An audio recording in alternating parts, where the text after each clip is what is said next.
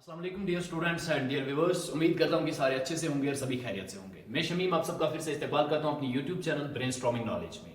और part third के लिए मैं माजरत चाहता हूं, माफ़ी मांगता हूं आपसे, क्योंकि उसकी वीडियो ऑडियो की क्वालिटी कुछ ख़राब हो गई थी, जिसके कारण समझ में नहीं आ रहा है। उतना ज़्यादा तो ख़राब नहीं हुआ है, बट अगर आप अच्छी तरह से सुनोगे तो सब कुछ समझ में आ जाएगा। रीज़न ये था कि घर की सफाई वगैरह चल रही थी तो मैट निकाल दिया गया था और आवाज़ ज़्यादा ही रिबाउंड हो गई थी। पहले तो मुझे अच्छा लगा था कि शायद ये अच्छी आवाज़ आएगी, इको आएगी, लेकिन वो क्वालिटी ख़राब हो गई, उसकी वजह से वो वीडियो सारी ख़राब हो गई। तो आप उसको अच्छी तरह से समझ ले, अच्छी तरह से पढ़ ले, ताकि आपको फिर से अच्छी तरह से समझ में आ जाए। उतनी ज़्यादा ख़राब तो नहीं है कि समझ में नहीं आएगा। अब अच्छी तरह से गौर से जब सुनोगे तो सब कुछ सुनाई देता है। तो आज हम पार्ट 4 स्टार्ट करेंगे। स्टीव जॉब्स एक्सट्रैक्ट जो बायोग्राफी हम पढ़ रहे हैं, पार्ट 3 में मैंने आपको बताया था कि ये जो फ्यूजन था फ्लावर पावर का और टेक्नोलॉजी का, कंप्यूटिंग का, एनलाइटनमेंट का, ये एक एम्बॉयडमेंट, एक मुजस्मा था जो तैयार किया था स्टीव जॉब्स ने। ठीक है, क्यों? क्योंकि वो सुबह सवेरे उठ के मेडिटेट करते थे, इबादत करते थे, ठीक है, और वो फिजिक्स की क्लासेस अटेंड करते थे और बाकी सारी चीजें। तो एक बार उन्होंने देखा कि आवाजें आ रही थी, मौसीकी की आवाजें आ रही थी कहीं पे। तो वो जब पीछे मुड़े और देखा कि वो एक बैंड था, उसके कुछ दोस्त थे जिनके नाम मैंने पढ़ के परसों सुनाए भी, ठीक है, वही ग्रेटफुल डेड था, ठीक, और भी कुछ बहुत सारी चीजें थी। एक कंप्लीट सर्किट बना हुआ था और एक मैगजीन भी था वहां पे जिसका नाम था होल अर्थ कैटलॉग। चलिए जी। Initially the technologists and the hippies did not interface well. Initially शुरू में स्टार्टिंग में, बिगिनिंग में जो हैप्पीज थे, हैप्पीज कौन थे ये मैंने आपको पिछली वीडियो में बताया है। ये यूथ थे, नौजवान लोग थे, बीट जनरेशन थी बे एरिया की, जो एक तहरीक चला रहे थे, कह रहे थे कि हम वेस्टर्न कल्चर को फॉलो नहीं करने वाले हैं, हमें उनका रिवाज नहीं अपनाना है। उनके दरमियान, हैप्पीज के दरमियान और जो टेक्नोलॉजिस्ट्स हैं, इन दोनों के दरमियान बनती नहीं थी, इन दोनों के ताल्लुकात अच्छे नहीं थे। Many in the counterculture saw computers as ominous and orwelling। और बहुत सारे लोग जो थे काउंटर कल्चर के, गैर रस्मी लोग जो थे बहुत सारे, वो कंप्यूटर को किस नजर से देखते थे? Ominous and Orwellian. Ominous and Orwellian का मतलब क्या होता है? बदसूरत, यानी कि बदसूरत और बेशक्ल, फजूल। ये सोचते थे, कहते थे कि ये कंप्यूटर एक फजूल डिब्बा जैसा है, बदसूरत सा डिब्बा जैसा है, इसका कोई फायदा नहीं है। ये सब काउंटर कल्चर के कुछ लोग सोचते थे, कंप्यूटर को इस नजर से देखते थे। मैं यहाँ पे मीनिंग लिख रहा हूं, आप लिख लो। ओमिनस का मतलब क्या होता है? ओमिनस का मतलब होता है बदसूरत। The Provence of pentagon and the power structure. ये सोचते थे कि ये ज्यादातर इस्तेमाल होने वाला कहां पे है? Provence of pentagon. Pentagon USA में एक जगह है, वहां के लोग इसको इस्तेमाल करते हैं, उस प्रोवेंस के। और पावर स्ट्रक्चर, ये पावर स्ट्रक्चर है। पावर स्ट्रक्चर मतलब ये एक ऐसी मशीनरी है, ये एक ऐसा डिवाइस है जिसके ऊपर हिरार्की रूल, जिसके ऊपर मतलब ऑफिशियल्स जिसको यूज कर सकते हैं। ये भी मैंने आपको बताया था कि कंप्यूटर्स को पहले ऑफिशियल्स इस्तेमाल करते थे, आम लोगों को इस्तेमाल करने की इजाजत नहीं दी जाती थी। In the myth of the machine, the historian Lewis Mumford warned that computers were sucking away our freedom and destroying life-enhancing values. In myth of the machine, ये एक किताब है, एक हिस्टोरियन था जिसका नाम था लिविस मेमफोर्ड। उसने अपनी स्टडी में, उसकी स्टडी का नाम है the myth of the machine. ये इस की बुक मान लो कि इस बुक में ये लिखते हैं, क्या कहते हैं कि कंप्यूटर जो है ये सक अवे कर रहे हैं इंसानों की फ्रीडम को, आजादी को, ठीक है, और तो और ये एथिकल वैल्यूज को, ये लाइफ एनहांसिंग वैल्यूज को डिस्ट्रॉय कर रहे हैं। तो देखो ये सही बात है ना। फ्रीडम तो खत्म हो गई कंप्यूटर जब से आए, जब से इंटरनेट या बाकी सोशल मीडिया वजूद में आया, तो फ्रीडम उस तरह की नहीं रही। जहां पहले लौंडे लड़के आपस में मिलजुल कर खेला करते थे, फिजिकल वर्कआउट करते थे, मैदान में जाके खेलते थे, मिलते थे एक दूसरे से, वो अब खत्म हो गया। सारे अपने अपने मोबाइल फोन पे लगे हुए होते हैं और कोनों में बैठे हुए होते हैं, फ्री फायर वगैरह खेल रहे होते हैं। उनका फैमिली के साथ कोई कनेक्शन नहीं, फ्रेंड सर्कल उनका उस तरह का नहीं है कि वो आपस में जाकर, उन्हें वो तो खेल रहे होते हैं, उन्हें तो पता है कि ये फलाना मेरा दोस्त है, लेकिन उन्हें हकीकत में पता ही नहीं होती कि ये कहाँ का रहने वाला है, इसका नेचर कैसा है, ये कैसा लड़का है, कैसा दिखता है, वो उन्हें कुछ भी पता नहीं होता। ठीक है, और तो और लाइफ एनहांसिंग वैल्यूज भी खत्म हो गई। जब से फोन वगैरह आए तो लड़के और लड़कियां लगे रहते हैं, खाना खाया, हाँ खा लिया, कैसा था, अरे खाया उसने, नहीं खाया उसने, तुझे क्या इससे, अब तू थोड़ी ना खिलाने वाला है। ठीक है, फजूल अननेसेसरी टॉकिंग्स होती रहती हैं, ठीक है, बहुत सारे इसके नेगेटिव इंपैक्ट्स भी पड़ते हैं।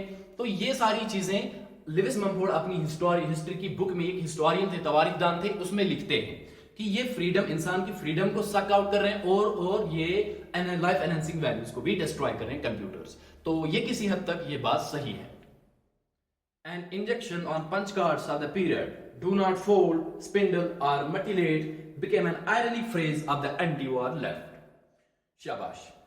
एक इंजेक्शन मतलब एक स्टेटमेंट, एक बात पंच कार्ड्स पे लिखी गई थी उस वक्त में, जो कि became an ironic phrase, ये एक आयरनिक फ्रेज बन गया। आयरनिक मतलब जो किसी चीज को के अपोजिट हो, जो किसी चीज के अगेंस्ट हो, ताना कसा जा रहा था, ठीक है। Of the anti war left, किनका था? एंटी वार लेफ्ट। एंटी वार लेफ्ट एक मूवमेंट थी, एंटी वार, एंटी मतलब अपोजिट, वार मतलब वार, जो इस जंग के खिलाफ है। ये उन्हीं का फ्रेज था, ठीक है, ये उन्हीं का एक फ्रेज था, ये उन्हीं का फ्रेज एक स्लोगन के तौर पे मशहूर हो गया, एक नारे के तौर पे ये मशहूर हो गया। क्या लिखा था उस पे? Do not fold. फोल्ड करना क्या होता है? फोल्ड, हमें पैसे होते हैं, हमारे पास कोई पेपर होता है तो हम फोल्ड करके जेब में डालते हैं, ठीक है, फोल्ड करके ना। फोल्ड करने से क्या होता है? किसी भी बॉडी को फोल्ड करने से उसमें कट्स आ जाते हैं, उसकी वो फॉर्म डिफॉर्म हो जाती है, उसकी शेप चेंज हो जाती है। और स्पिंडल का मतलब होता है रोल करना। क्या करना? हमारे पास रिज्यूम पेपर होता है या कोई पेपर होता है तो हम उसको रोल करते हैं, ऐसे रोल करना। मैं लिखता हूं यहां पे स्पिंडल का मतलब होता है रोल करना, रोल बनाना। एंड मटिलेट का मतलब होता है कटेड बॉडी या कटिंग इनटू पीसेस। मटिलेट काटना। तो उस पंच कार्ड पे, पंच कार्ड एक तरह के कार्ड्स हैं, इनके बहुत सारे फायदे हैं, बहुत सारे पर्पसेस हैं, लेकिन ज्यादातर उस जमाने में कंप्यूटर प्रोग्रामिंग लिखने के लिए इस्तेमाल किए जाते थे पंच कार्ड्स। उन्हीं पे एक इंजेक्शन, उन्हीं पे एक स्टेटमेंट थी, क्या? डू नॉट फोल्ड, स्पिंडल और मटिलेट, कि भैया फोल्ड मत करो, तोड़ो मत। फोल्ड करने से एक पेपर को, मैं एक पेपर की एग्जांपल दे रहा हूं, फोल्ड करने से या रोल करने से, मटिलेट करने से एक बॉडी को वो डैमेज्ड हो जाती है, उस पे कट्स आ जाते हैं, ठीक है। तो ये एंटी वार लेफ्ट का एक स्लोगन था कि आपस में मिलजुल के रहना चाहिए, हमें जंग के खिलाफ होना चाहिए, हमें जंग को साथ नहीं देना चाहिए और हमें जंगें नहीं करनी चाहिए। But by the early 1970s the shift was underway. लेकिन 1970 की दहाई की शुरुआत में, 1970s की शुरुआत में एक शिफ्ट, एक तब्दीली आ रही थी। शिफ्ट वाज अंडरवे का मतलब क्या है? एक शिफ्ट वाज अंडरवे का मतलब यहां पे एक तब्दीली आ रही थी, चेंजिंग आ रही थी। Computing went from being dismissed as a tool of bureaucratic control to being embraced as a symbol of individual expression and liberation। हाँ, जो मैं पहले भी बता चुका हूं, अगली वीडियो में भी मैं बता चुका हूं कि कंप्यूटर एक ऐसा टूल था जिनको ऑफिशियल्स या ब्यूरोक्रेट्स ही इस्तेमाल करते थे। आम जनता को इसे इस्तेमाल करने के लिए करने की इजाजत नहीं दी जाती थी। तो एक चेंज आ रही थी कि कंप्यूटिंग जो है, कंप्यूटर इस्तेमाल करना जो है, ये अब कहा जाता था कि ब्यूरोक्रेट से इसको डिसमिस करो और हर किसी के ऊपर ये हक बनना चाहिए, उसको राइट दो कि वो इसको इस्तेमाल कर सके, हर किसी को ये आजादी दो कि वो कंप्यूटर को इस्तेमाल कर सके। John Markoff wrote in his study of the counterculture's convergence with the computer industry what a dormouse said। और जॉन मार्कॉफ अपनी स्टडी में लिखते हैं काउंटर कल्चर की कन्वर्जेंस कैसे हुई। वही काउंटर कल्चर वाले लोग, वही गैर रस्मी लोग जो इस चीज के अगेंस्ट थे, जो कहते थे कि हम वेस्टर्न कल्चर को फॉलो नहीं करेंगे, हम उनकी कही बातों पे नहीं चलेंगे, वो ये लिखते हैं अपनी स्टडी में, कहते हैं कि काउंटर कल्चर की कन्वर्जेंस कैसे हुई कंप्यूटर इंडस्ट्री में, कि वो कैसे आए और कंप्यूटर इंडस्ट्री को डेवलप करने में उन्होंने कैसे मदद की। और इसकी स्टडी का नाम था what the dormouse said. It was an ethos lyrically expressed in Richard Brautigan's 1967 poem, All Watched Over by Machines of Loving Grace, and the psychedelic fusion was certified when Timothy Leary declared that personal computers had become the new LSD, and years later revised his famous mantra to proclaim, turn on, boot up, jack in। शाबाश। ये फिर Richard बॉटिगन्स एक और शख्स था, इसने इसको एक लिरिक में, एक मौसीकी के तौर पे, एक पोएम के तौर पे पेश किया, 1967 की पोएम, और उस पोएम का नाम रखा गया all watched over by machines of loving grace and had become a new and cybernetic fusion was certified when Timothy Leary. ये थोड़े से हेक्टिक नाम है, पढ़ने में थोड़ी सी दिक्कत हो रही है, तो ये उतना मुश्किल भी नहीं है, आसान है। Declare that personal computers had become new LSDs। तो ये जो साइबरडेलिक फ्यूजन हुआ था कि वो लोग, वो काउंटर कल्चर वाले लोग जो कहते थे कि हम इनके कल्चर को फॉलो नहीं करेंगे, जो कहते थे कि हम इनकी बताए रास्तों पे नहीं चलेंगे, वो कैसे इस चीज में, इस टेक्नोलॉजी में इन्वॉल्व हो गए, ये बताया जाता है। और फिर टिमोथी लेहरी जो है ये डिक्लेयर करते हैं कि ये बताते हैं कि पर्सनल कंप्यूटर्स जो पीसीज हैं वो अब पीसीज ही नहीं रहे, उनको एक नई शेप दी गई। अब वो नए एलएसडीज के तौर पे, एलएसडीज शायद लीन सॉफ्टवेयर डेवलपमेंट इसकी फुल फॉर्म है। नए कंप्यूटर के ये एलएसडी की कोई और भी फुल फॉर्म्स हैं मेडिकल साइंस में, लेकिन कंप्यूटर में लीन सॉफ्टवेयर डेवलपमेंट की है। तो and years later revise this famous mantra, और फिर कुछ सालों के बाद इसने इसके ऊपर एक मंत्रा का ऐलान किया। इसने एक स्टेटमेंट दी कि turn on boot up jacking, turn on boot up and jacking का मतलब आओ, टर्न ऑन, वापस मुड़ो, इस फील्ड में आओ, इस फील्ड, इस टेक्नोलॉजी के फील्ड में आओ। The musician Banu, who later became a friend of Jobs, often discussed with him why those immersed in the rock, drugs, rebel counterculture of the Bay Area ended up helping to create a personal computer industry. तो एक musician जिसका नाम बोनो था, B-O-N-O, who later became a friend of Jobs, जो बाद में jobs का, Steve jobs का दोस्त भी बन गया, often discussed with him, ये कभी कभार इस चीज के ऊपर, इस मुद्दे के ऊपर बात किया करता था स्टीव जॉब्स के ऊपर, उससे ये डिस्कस किया करता था, उससे ये कहता रहता था कि वो लोग, why those immersed, वो लोग जो इमर्स थे, जो डूबे थे या जो आए थे इस फील्ड में, किसमें, रॉक मतलब गाना वगैरह बजाना, म्यूजिक वगैरह, drugs, rebel counter culture of the Bay Area ended up, या ये दवाइयों का इस्तेमाल करने वाले, नशे करने वाले और रॉक बजाने वाले, तो ये सब काउंटर कल्चर के लोग जो हैं, और ये जो रेबल थे, रेबल मतलब बगावत करने वाले जो थे, बे एरिया के लोग, एंडेड अप, इन्होंने क्यों खत्म कर दिया, एंडेड अप का मतलब खत्म कर दिया, helping to create a personal computer industry, personal computer industry को डेवलप करने में इन्होंने मदद क्यों रोक ली। ये इस चीज के ऊपर बात कर रहे थे, किया करते थे, कौन, म्यूजिशियन बानू स्टीव जॉब्स के साथ। तो इससे हमें यह पता चलता है कि वो काउंटर कल्चर के लोग जो आए, जिन्होंने टेक्नोलॉजिकल फील्ड में शामिल हुए और इसको फरोग दिया, डेवलपमेंट की, लेकिन बाद में इन्होंने उस चीज को छोड़ दिया। ठीक है, उन्होंने कंप्यूटर इंडस्ट्री को डेवलप करने में मदद जो वो कर रहे थे वो खत्म कर दी। The people who invented the 21st century were pot smoking, sandal wearing hippies from the west coast like Steve because they saw differently, he said. और कहा, he said, स्टीव जॉब्स ने कहा, he said मतलब Steve jobs ने कहा, क्या कहा, कि वो लोग जो जिन्होंने 21st सेंचुरी का कंप्यूटर इन्वेंट किया, वह पॉट स्मोकिंग, वो पॉट स्मोकर थे। पॉट स्मोकर मतलब ऐसा चिलिम छे वनन कशर कोई नीचे होता है ना, वो मटका जैसा, पॉट मिट्टी का बना होता है ना, तंबाकू में नरी शासन जैसा कातिरू, ऊपर से वो नल लगा होता है, वो स्मोकिंग करते हैं, पॉट स्मोकिंग उसको कहते हैं। सैंडल वियरिंग, सैंडल पहनने वाले, चप्पल पहनने वाले, हैप्पीज थे, from the west coast like Steve, west coast से थे, लाइक स्टीव ही की तरह, यानी कि मेरी ही तरह, स्टीव जॉब्स इसको कह रहे हैं, because they saw differently, he said, और कहा कि वो इस चीज को एक अलग नजर से देखते थे, वो इस चीज को एक अलग अंदाज से देखते थे।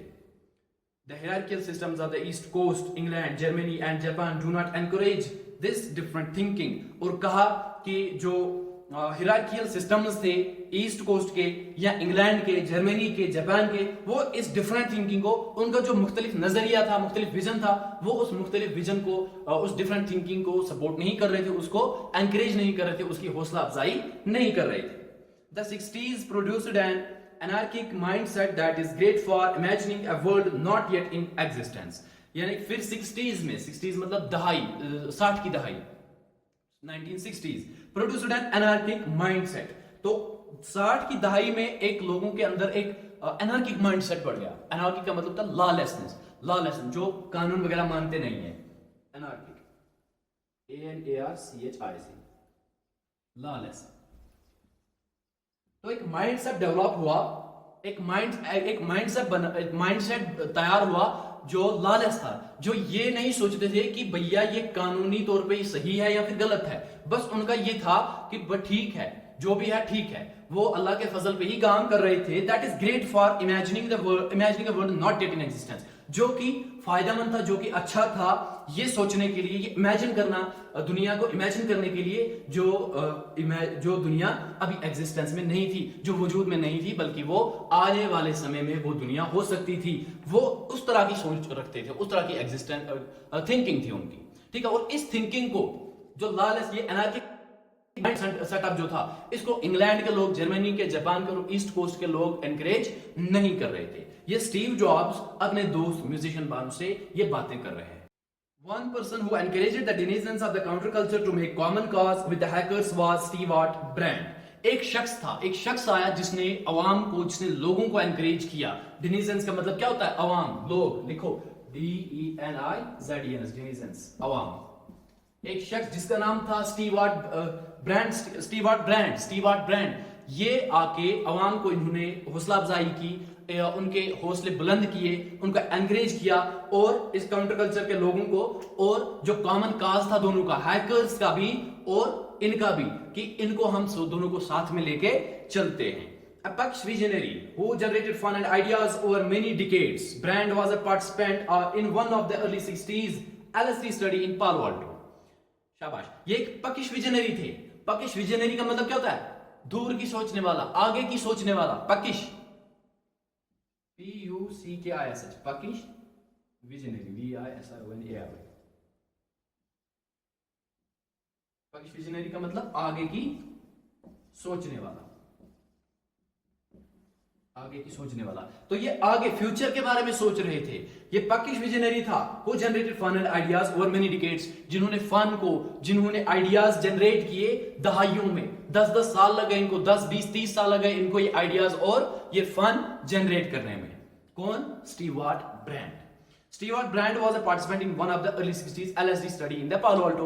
और ये पालो अल्टो में एक ग्रुप जो पढ़ रहा था, LSD की स्टडी कर रहा था, उन्हीं में से एक पार्टिसिपेंट था। पालो अल्टो यूनिवर्सिटी में जो LSD के ऊपर स्टडी कर रहे थे लोग, उन्हीं में से एक पार्टिसिपेंट स्टीवार्ट था, स्टीवार्ट brand. He joined with his fellow subject Ken Kesey to produce the acid celebrating trips festival, appearing in the open scene of Tom Wolfe's The Electric Kool-Aid Acid Test। और इसने अपने फेलो सब्जेक्ट के साथ मिलके, fellow subject का मतलब होता है जिसके साथ हम कोई किताब मिलके पढ़ते हैं, ठीक है। फॉर एग्जांपल आप कॉलेज में हो, आपका सब्जेक्ट है, 2 मिनट के लिए मैं मान के चलता हूं, सोशियोलॉजी है और इकोनॉमिक्स है। आपका एक और दोस्त है, उसका भी सोशियोलॉजी है, लेकिन वहां से इकोनॉमिक्स नहीं, हिस्ट्री है। तो आपका इकोनॉमिक ये एक सब्जेक्ट जो है वो मिल गया ना, तो वो जो सब्जेक्ट मिला तो आपका वो फेलो सब्जेक्ट बन गया। क्या बन गया? Fellow subject. इसी तरह ये किसी बुक को या किसी स्टडी को एक साथ कर रहे थे, तो ये फेलो सब्जेक्ट थे। कैन कैसे इसका फेलो सब्जेक्ट था। इन दोनों ने मिलके क्या प्रोड्यूस किया? Acid celebrating trips festival. Acid celebrating का मतलब गाने बजाना, गाने, ठीक है, और शराब, गाने जहां पे गाने होंगे, जहां पे शराब होती है, बाहर वेस्टर्न की बात कर रहा हूं, ठीक है। अपीयर्ड इन द, जो कि हाँ, जो फेस्टिवल्स पे, त्योहारों वगैरह या प्रोग्राम्स होते हैं, उनपे ये चीजों का, इन चीजों का इस्तेमाल किया जाता है। ये जनरेट किए कैन कैसे ने और स्टीवार्ट ब्रांड ने। Appeared in the opening scene of the Tom Wolfe's The Electric Kool-Aid Acid Test। हाँ, ये अपीयर हुए थे, ये दोनों हाजिर हुए थे कहां? Opening scene. टॉम वुल्फ का ये एक सीरियल है जिसका नाम था the Electric Kool-Aid Acid Test. तो इसमें ये पहले दोनों हाजिर हुए थे, अपीयर हुए थे। And worked with Doug Engelbart to create the seminal sound and light presentation of new technologies called the Mother of All Demos. और उसके बाद दोनों ने मिलकर काम किया एक और शख्स के साथ जिसका नाम था डॉग एंजल बाट। ये आपने बुक पे देखो, DOUG, Doug, ENGEL, Engel BRT, Doug Engelbart, to create a seminal sound and light presentation. तो इन्होंने मिलके, दोनों ने एक नई, सेमिनल का मतलब क्या होता है? नई साउंड क्रिएट की, नई आवाज, नई मौसीकी क्रिएट की, और लाइट प्रेजेंटेशन होता है ना, जहां पे स्टेज हो, जहां पे फंक्शन हो, पार्टी में वो लाइटें, वो स्टेज, वो म्यूजिक, शराब, वो सारी चीजें, वो आइडिया, ये इन्होंने जनरेट किया था। तो एंजल बॉर्ड के साथ इन्होंने मिलकर नई टेक्नोलॉजीज, नई लाइटिंग और नई साउंड को प्रोड्यूस किया, और जिसको मदर ऑफ ऑल डेमोज कहा जाता है। Most of our generation scorned computers as the embodiment of centralized control, Brand later noted.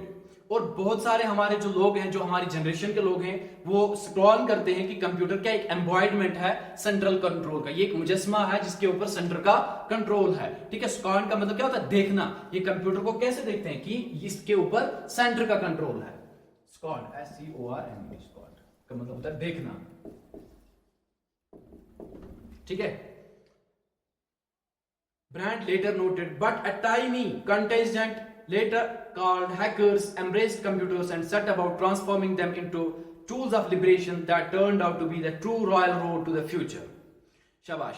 तो उसके बाद स्टीवार्ट ब्रांड ने इस चीज को थोड़ा देर बाद इसको नोट किया, थोड़ी देर बाद इसको फील किया, बट अ टाइनी कंटिजेंट, लेकिन उसके बाद एक छोटा सा, एक टाइनी मतलब छोटा सा, एक कंटिजेंट, कंटिजेंट का मतलब एक लोगों का झुंड, लोगों का झुंड, कंटिजेंट, CONTINGENT, एक झुंड, लेकिन एक ही मुल्क से या एक एरिया से, एक मुल्क से या एक पर्टिकुलर प्लेस से एक झुंड जब आता है तो उसको हम एक कंटीजेंट कहते हैं। तो एक छोटा सा कंटीजेंट था, as the later called hackers, जिनको बाद में क्या कहा गया? हैकर्स कहा गया। उन्हीं को, उसी छोटे से एक झुंड को बाद में हैकर्स नाम पड़ा। Embraced computers and set about transforming them into tools of liberation. इन्होंने एम्ब्रेस किया कंप्यूटर को और इसको ट्रांसफर किया, transforming them into the tools of liberation. यानी कि पहले लोग देखते थे, स्क्रॉल करते थे, हम जनरेशन के लोग कि भैया ये सेंट्रलाइज्ड मशीन है, इसके ऊपर सेंटर का कंट्रोल है, ये ब्यूरोक्रेटिक टूल है, तो इसको हम यूज नहीं कर सकते। लेकिन इसने बाद में, ये छोटा सा एक ग्रुप हैकर्स जिनको बाद में कहा जाता था, इन्होंने कहा कि कंप्यूटर को हमें ट्रांसफर करना है, अभी ब्यूरोक्रेटिक टूल नहीं रहेगा, अभी ब्यूरोक्रेटिक डिवाइस नहीं रहेगी, अब इसके ऊपर आम लोग भी आ सकते हैं, काम कर सकते हैं और इसको इस्तेमाल कर सकते हैं। लिबरेशन का मतलब क्या? आजादी। That turned out to be the true royal road to the future। और ये क्या साबित हुआ? एक सही रास्ता फ्यूचर का। ट्रू रोड का मतलब क्या होता है? रॉयल रोड का मतलब क्या होता है? सही रास्ता, यानी कि एक फ्यूचर का, ये आने वाले मुस्तकबिल का एक सही रास्ता था, जो इन्होंने ये स्टेप्स उठाए कि कंप्यूटर को हमें सेंट्रलाइज्ड या ब्यूरोक्रेटिक कंट्रोल से हटा के इसको लिबराइज करना चाहिए, ताकि आम लोग भी इससे इस्तेफादा हासिल कर सके, फायदा हासिल कर सके, इसको इस्तेमाल कर सके। तो आज के इस वीडियो लेक्चर में इतना ही। अगले वीडियो में हम कंटिन्यू करेंगे। तब तक के लिए अल्लाह हाफिज।